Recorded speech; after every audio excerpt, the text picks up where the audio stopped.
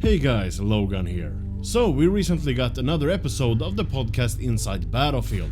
Led by community manager Stratford, DICE developers were answering community questions about future features and things that will come into the game. So today I want to sum up some of the things that we got answers for, some really interesting stuff that perhaps not everyone was expecting. Let's dive right in.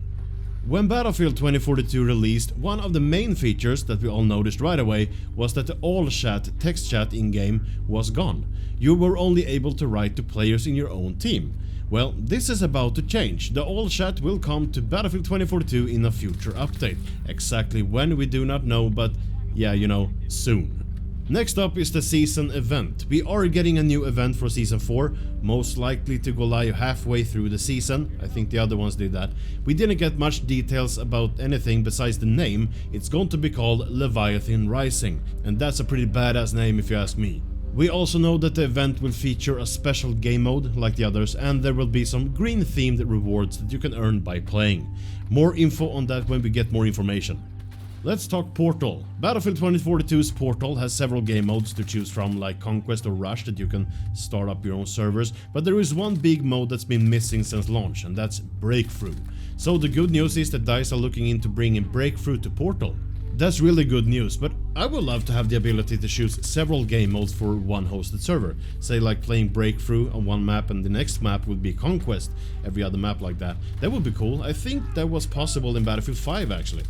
Okay, a few updates ago we got thermal scopes for weapons, and now DICE are actually looking into bringing thermal scopes and sights to tanks.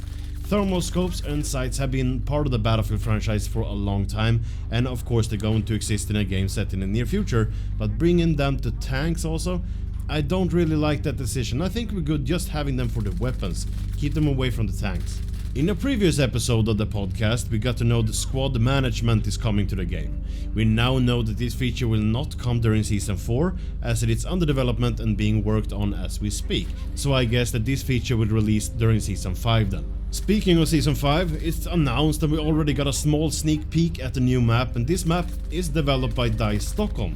Like the latest map, Flashpoint was created by Ripple Effects Studio, and I just have to mention, Flashpoint was created for 64 players in mind, and that's why it works so much better with just 64 and not 128 players. I think many people can agree on that. Well, anyway, during the podcast we got to know that they are working on a new gadget for Season 5. We know that we are getting new weapons and a map and now a new gadget. No new specialist though, but a new gadget sounds cool.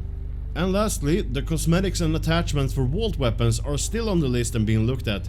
Now when DICE doesn't have any more specialists to develop, perhaps they can focus on getting this into the game instead.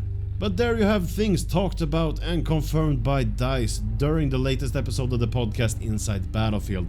I will leave a link to the full episode in the description down below. I highly recommend this pod, it's really enjoyable.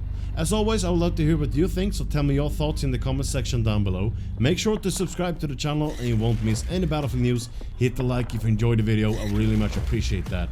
And I hope to see you in my next one. This is Logan, signing out.